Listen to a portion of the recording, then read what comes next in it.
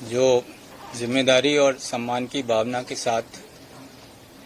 मुझे आज पुलिस महानिदेशक पद का दायित्व ग्रहण करने का अवसर मिला है, तो मैं पूर्ण प्रयास करूंगा कि इसको पूरी ईमानदारी, समर्पण और पूरे संकल्प के साथ राजस्थान की जनता की सेवा का जो ये अवसर मिला है उसको मैं जितना मैं कर सकता हूं अपनी सामर्थ्य से अधिक करने का प्रयास करूंगा। माननीय मुख्यमंत्री जी और राज्य सरकार ने जो विश्वास दिखाया है उस पर खरा उतरने के लिए जो भी हमें कार्य करना है उसमें हम कोई कसर नहीं छोड़ेंगे और ये प्रयास रहेगा कि जो भी निर्णय हम लें वो सामाजिक रूप से वांछनीय, तकनीकी रूप से व्यवहार्य और प्रशासनिक रूप से करने योग्य हों और न्यायिक रूप से ठोस हों और भरोसेमंद रहें। राजस्थान पुलिस की प्राथमिकताओं को स्पष्ट रूप से परिभाषित किया जाएगा और लगातार आगे बढ़ाया जाएगा। ऐसा पुलिस बल राजस्थान जिसकी बहुत गौरवशाली परंपरा है उसको और आगे बढ़ाना मेरा प्रयास होगा, जिससे अपराधियों में डर और आम नागरिक और कानून का पालन करने वालों में विश्वास और सम्मान पुलिस बल के प्रति बना रहे और ऐसी पुलिस सेवा हम दे सकें जिसमें हर नागरिक की सेवा करने के लिए सुलभ,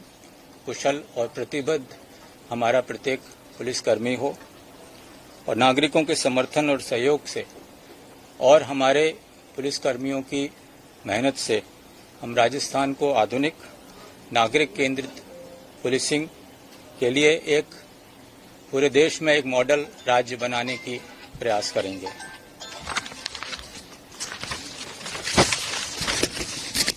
मेरा ये विश्वास है कि प्रभावी पुलिसिंग जमीनी स्तर से प्रारंभ होती है और पुलिस थाना हमारे पूरे पुलिस बल की एक ऐसी आधारशिला है, ऐसा एक स्थान है जहां नागरिक अपनी विपरीत परिस्थितियों में पुलिस के पास मदद के लिए जाते हैं। हमारा पूर्ण प्रयास होगा कि हमारे प्रत्येक थाने नागरिकों के अनुकूल हों, थाने में कार्यरत हर व्यक्ति व्यवहार कुशल, संवेदनशील और सेवा के लिए तत्पर हो और उसका आदर्श वाक्य रहे, नागरिक पहले, गरिमा और न्याय पहले। बीट पुलिसिंग की जो व्यवस्था है उसमें हम सुधार करने की कोशिश करेंगे और जो हमारे बीट अधिकारी हैं उनको जवाबदेह बनाएंगे उस बीट के निवासियों की सुरक्षा के लिए और ये अपने एरिया के लोगों के साथ इस तरह से जुड़ें कि उनके साथ मिलके उनको जिस तरह की पुलिसिंग जनता चाहती है उसको हम उपलब्ध करा सकें। अपराधों की रोकथाम हमारी वरीयता होगी, महिलाओं की सुरक्षा, बच्चों का संरक्षण हमारा फोकस में रहेगा और इसके लिए जिस तरह के भी प्रयास हमें करने चाहिए उसको हम करेंगे। टेक्नोलॉजी इस परिवर्तन में हमारा एक मजबूत साथी होगा। आधुनिक निगरानी प्रणालियों का इस्तेमाल करते हुए और अपराध के पैटर्न को एनालिसिस के माध्यम से ज्ञात करते हुए उनको रोकने के लिए भी हम कार्य करेंगे। कोशिश ये रहेगी कि पुलिस सेवाएं सुलभ और उत्तरदायी समाज के सभी वर्गों के लिए बिना ये देखे कि वह किस वर्ग का है, किस पृष्ठभूमि का है, उसकी आर्थिक स्थिति कैसी है, ग्रामीण है या शहरी है, अगर वो हमारे किसी भी पुलिसकर्मी के पास मदद के लिए आए तो उसका पूरा प्रयास ये हो कि उस जिस अपेक्षा के साथ वो आया है उसकी पूरी संवेदनशीलता के साथ उसको उसकी मदद हम करें। जो नए तरीके के अपराध सामने आ रहे हैं उनके लिए हम कोशिश करेंगे कि प्रत्येक थाना स्तर पर इस तरह की व्यवस्था हो पाए, खासतौर से जो साइबर क्राइम इस तरह से बढ़ रहा है तो ऐसा नहीं हो कि किसी परिवादी को जगह जगह भटकना पड़े अपनी कंप्लेंट के लिए और उसको अपने नज़दीक से नज़दीक स्थान पर भी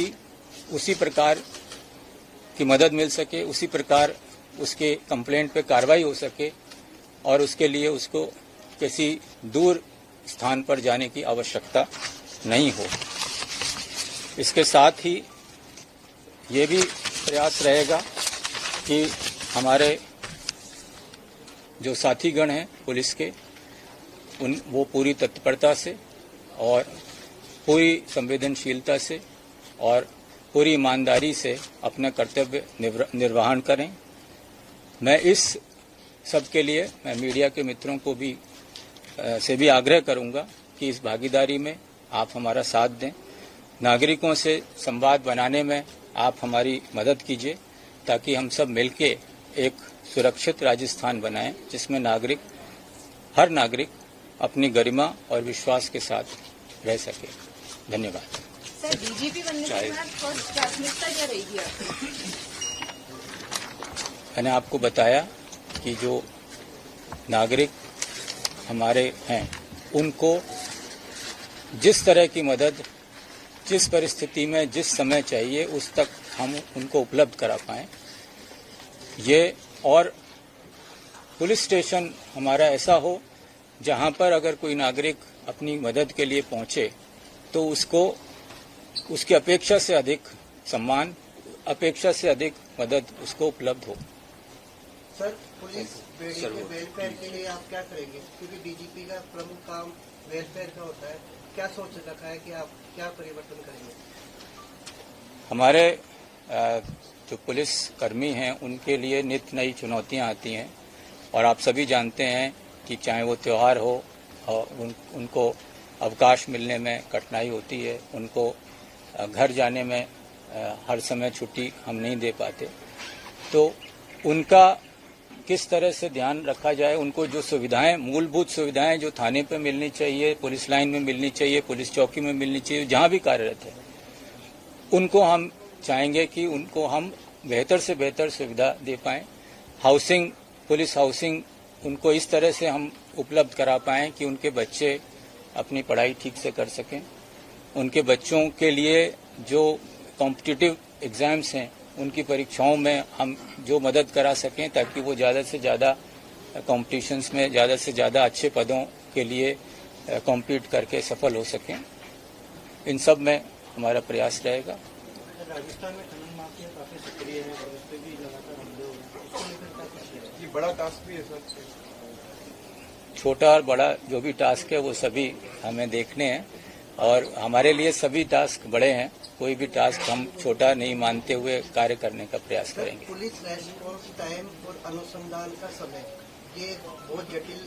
समस्या है राजस्थान में, इसको कैसे सुधारेंगे आप? देखिए, आपको मालूम होगा कि गत वर्ष माननीय प्रधानमंत्री जी के निर्देश पर गुलामी की एक बहुत बड़ी जो चीज थी, हमारे पुराने कानून, उनको बदल के नए आपराधिक कानून गत जुलाई से प्रारंभ हुए हैं और उसमें कई प्रावधान ऐसे डाले गए हैं जिसमें न केवल अनुसंधान को समय पे करना आवश्यक हो गया है बल्कि साथ साथ ट्रायल में भी कई समय सीमाएं अब लागू की गई हैं, जिसका नतीजा ये ऑलरेडी आना शुरू हो गया। अभी परसों ही माननीय केंद्रीय गृह मंत्री श्री अमित शाह जी ने 1 वर्ष होने के उपलक्ष्य में एक प्रदर्शनी का आयोजन दिल्ली प्रशासन ने आयोजन किया है इन्हीं नए कानूनों के क्रियान्वयन पे। उसमें सफलता की ऐसे 50 कहानियों का भी, वृत्तांतों का विमोचन भी किया है। हमने देखा है कि इस 1 वर्ष में न केवल अनुसंधान में तेजी आई है क्योंकि अब डिजिटल और फॉरेंसिक साक्ष्य का इस्तेमाल पुलिस ने करना प्रारंभ किया है और साथ ही साथ जो जवाबदेही बढ़ी है, पारदर्शिता जो बढ़ी है पुलिस के काम में, वीडियोग्राफी, ऑडियोग्राफी आपको मालूम होगा अब आवश्यक हो गई है सर्च एंड सीजर की। तो उससे एक तरफ तो अनुसंधान में तेजी आ रही है, पारदर्शिता आ रही है और साथ ही साथ अब 2 से ज्यादा आपको तारीख नहीं मिल सकती अदालत में। साथ ही साथ कई समय सीमाएं निर्धारित हुई हैं जिसमें अदालत को कितने समय में चार्ज फ्रेम करना है, कितने समय में अपने निर्णय को सुनाना है। तो इस तरह से मेरा ये विश्वास है कि इन सब को हम जिस तरह से अगर प्रभावी रूप से हम क्रियान्वित कर पाएंगे तो जो समय सीमा जो पहले होती थी, लंबे समय तक केस चलते थे, वो अब शायद नहीं होगा। सर साइबर क्राइम एक बड़ा इशू बनता जा रहा है, इसको लेकर सर क्या स्टेप होंगे? मैंने बताया कि साइबर क्राइम के लिए जो विशेष एजेंसियां कार्यरत हैं, उनकी मदद से हम कोशिश करेंगे कि हमारे थाना स्तर तक इस तरह का प्रशिक्षण हो कि किसी भी थाने में, चाहे वो किसी ग्रामीण क्षेत्र का ही दूर स्थित थाना हो,